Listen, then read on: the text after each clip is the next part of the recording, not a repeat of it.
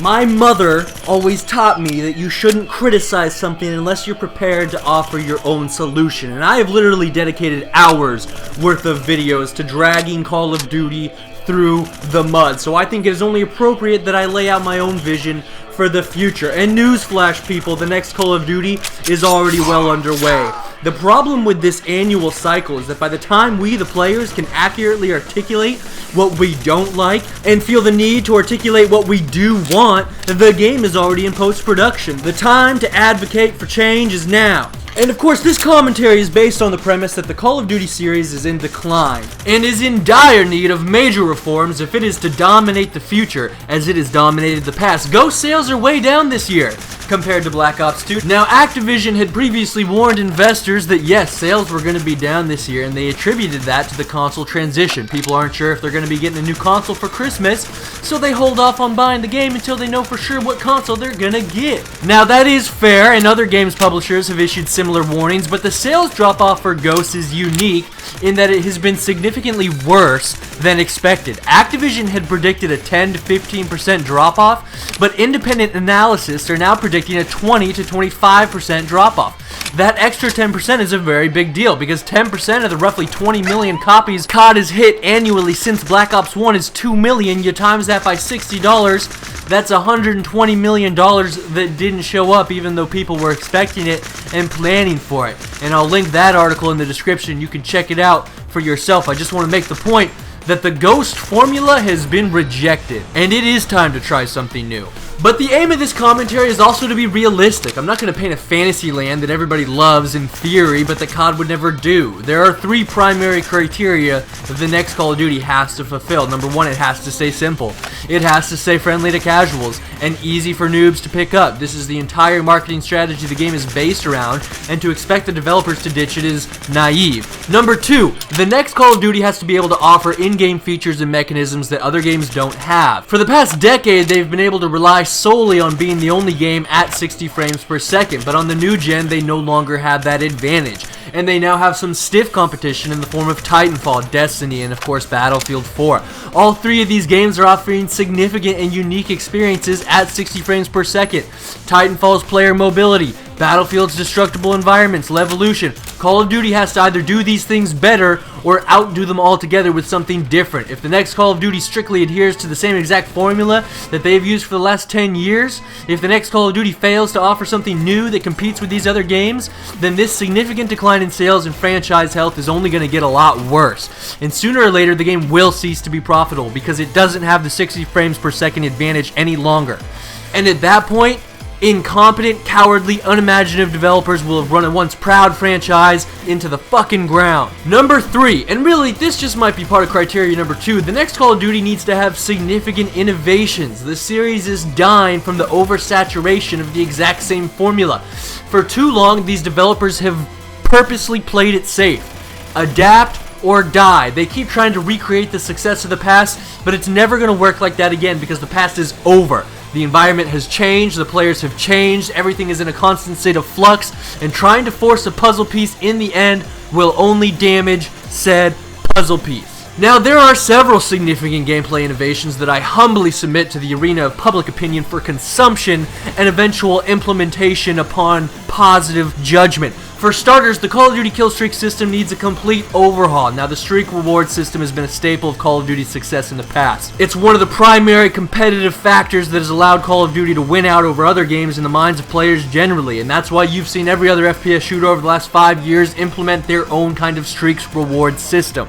But Call of Duty hasn't really done anything new or exciting with their killstreaks since MW2. They've basically been stumbling back and forth, trying to strike a balance that the players will appreciate, but that's a lost cause, frankly, because there are always going to be strong players who complain the streaks are too weak, and weak players who complain the streaks are too strong. And on top of all this, the basic linear structure of the system itself is getting stale after 5 years of a largely monotonous evolution. Furthermore, the killstreak system in its current state contributes heavily to one of the greatest drags on people's enjoyment with this game. It heavily promotes the self over the team, especially now that they have abandoned the score streak system in Black Ops 2. Oftentimes, playing for high kill streaks is counterproductive to the overarching goal of the entire team, which is to win, and many of the players who play for these high kill streaks are perfectly aware of the fact but don't care, because the sad truth is getting a high kill streak and shitting all over enemy forces is significantly more rewarding than playing the objective or winning. And I speak from personal experience. Even to this day, when I know consciously that it is by the standards of your typical player immoral to behave such a way, I still feel exuberant if I go 50 and 10 even while our team got shit on and we eventually lost. Players will do what is most enjoyable. It is up to the developers to make sure that one player's enjoyment is cohesive with the rest of the game. It's time for Call of Duty developers to lead and give up this flaccid approach of trying to force the same old puzzle piece to fit the needs of every Call of Duty player at once. If you don't like what they're saying, change the conversation. The next Call of Duty needs to implement a complex and diverse point streak system that encourages teamwork, diversifies playstyles, and adds a level of dynamic gameplay to the experience that Call of Duty has not seen in some time. To do this, I think they should steal a page out of Battlefield's book. I think Call of Duty needs to implement squad-wide kill streaks. So, say the AC-130 is the strongest kill streak in the next game. To reach it, you have to get a 30 kill streak, but here's the catch. Everyone in your 4-man squad gets to contribute to that 30 kill streak, and once you hit it, all 4 of you get to operate the AC-130. Now, if all 4 of you die, your kill streak restarts, but as long as one of you stays alive, the kill streak continues. That's very similar to how it works in Battlefield, except in Battlefield you get squad-wide upgrades similar to the Specialist class, but in this new system you would get squad-wide kill streaks. Now, the other key difference from Battlefield is that if it's not like if player 1 dies and player 2 stays alive, player 2 can die after player 1 is respawned. Once somebody dies, they respawn, but their life does not continue the streak until the streak has been restarted. So if you're in a squad of 4 and 3 of your squad mates die, you, being the last person alive, the 4th person, have to stay alive. Even if they respawn, you're the last one that has the original life that is the kill streak. You have to stay alive. If all 4 of you die, even if you respawn, streak restarts, because otherwise nobody's kill streak would ever get ended. Now, the attainable streak rewards for the group streak would be the really powerful stuff, and with 4 seats a pop. So the AC-130, you got a player on each gun and then somebody piloting. I was thinking maybe like a Pavlo. One guy flies, a gun on each side, and then like a tail gun, because hopefully this game is in the future and they've made some improvements to the traditional Pavlo model by then.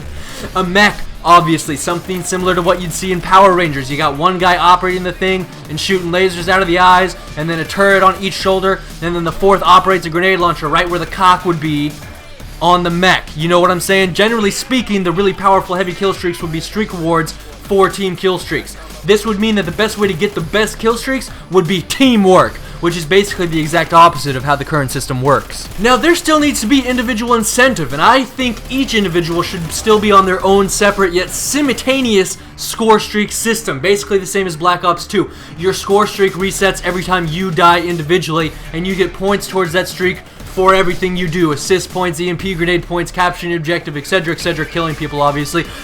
With the possible attainable streak rewards being a combination of the specialist and support strike packages, so extra perks, UAVs, counter UAVs, support squad mate, ballistic vest, Moz launcher, all that good stuff, motherfucker.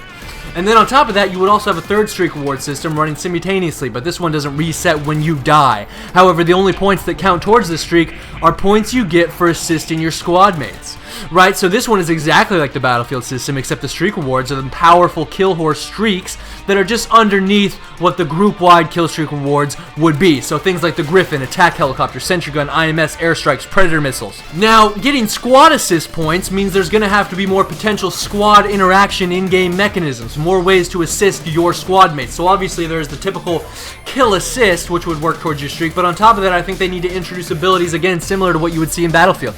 There should be a medic class that allows you to revive players. Now, when a player dies, they can still just press X to respawn instantly, or they can hit Y to call for a medic and wait a couple seconds. The advantages being, if they get revived, they don't have to restart their score streak, and their life still counts towards sustaining the squad-wide kill streak as well, and obviously they get to retain their position on the map instead of having to fight their way back to it. However, if they still want to instantly respawn, because there's not a medic around, they can do that too. There's still no respawn time.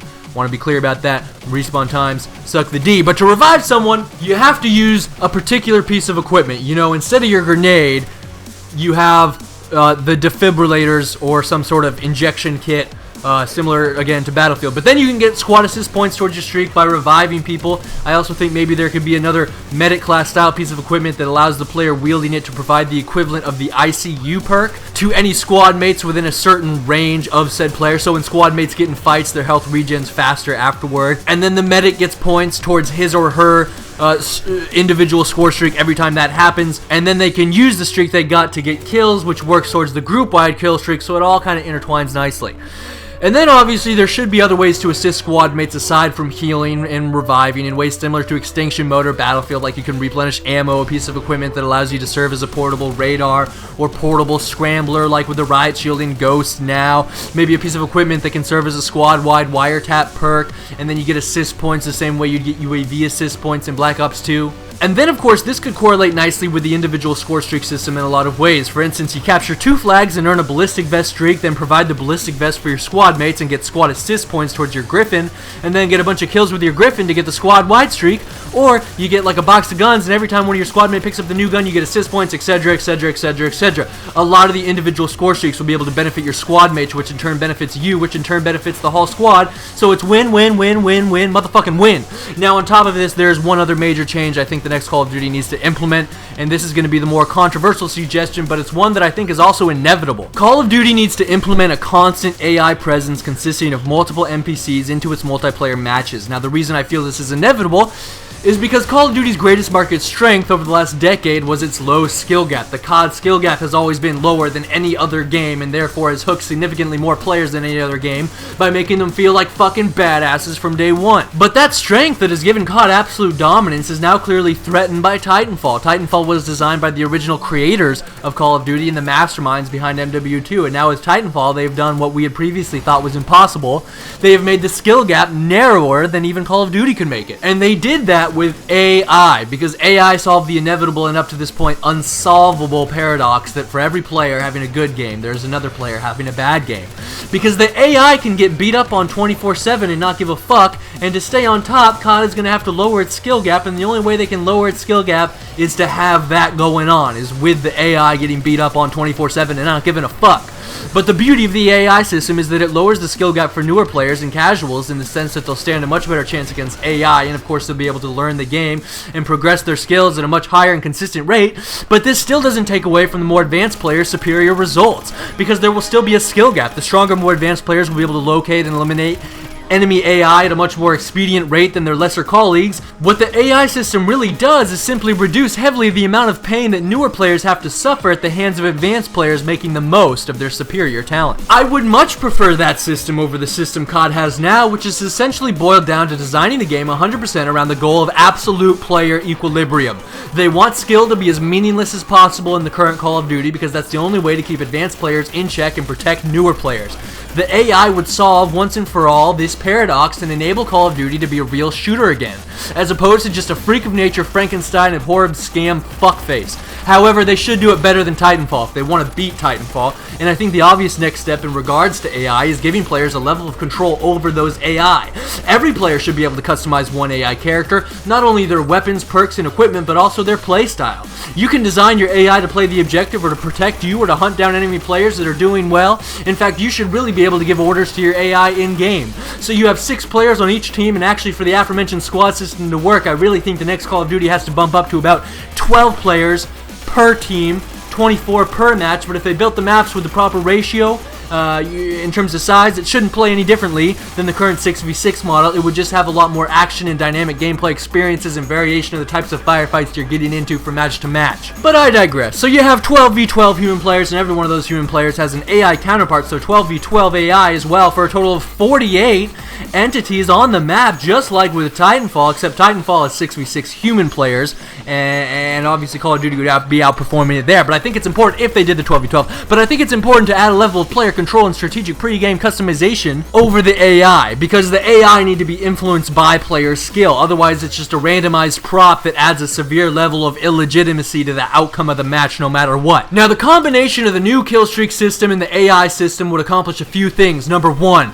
nobody could say the next Call of Duty was just the same shit re-released another year. This Call of Duty would be revolutionary, fresh, and would certainly give any fan of the series who has given up on the series plenty of reason to take a second look at the series. The game would still be very friendly to casuals and noobs. Everyone is going to be getting significant time in a Killstreak reward every single match, on top of the fact that newer players will be able to fight AI and still contribute to the team and learn the game and stay on the game long enough to acquire real skills against both AI and human players, and then be able to contribute that much more to their team.